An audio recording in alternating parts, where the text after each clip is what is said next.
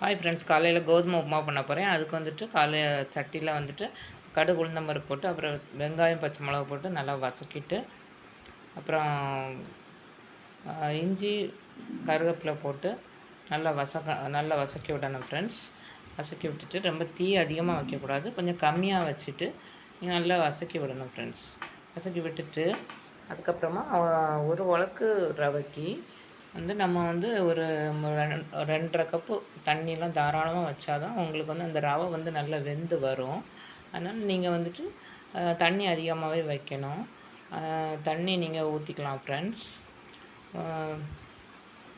ஊற்றிட்டு உப்பும் அளவுக்கு போட்டுக்கோங்க. போட்டுட்டு ஒரு ரவை நல்லா கொதி வந்த உடனே நீங்கள் ரவையை போட்டு நல்லா வெந்து வரும்போது நீங்கள் கொஞ்சம் கிளறி விட்டு அதுக்கப்புறமா மூடி போட்டு அப்புறம் வெந்துடும். வெந்ததுக்கப்புறமா நீங்கள் தேங்காய் பூ நிறைய கொஞ்சம் துருவி வச்சுட்டு அதை ரவைக்கு மேலே அப்படியே போட்டு நல்லா கிளறி விட்டு சாப்பிட்டிங்கன்னா நல்லாயிருக்கும் ஃப்ரெண்ட்ஸ். இதே மாதிரி நீங்களும் ட்ரை பண்ணுங்கள். ஓகே, லைக் பண்ணுங்கள் ஃப்ரெண்ட்ஸ், சப்ஸ்கிரைப் பண்ணுங்கள். தேங்க்யூ.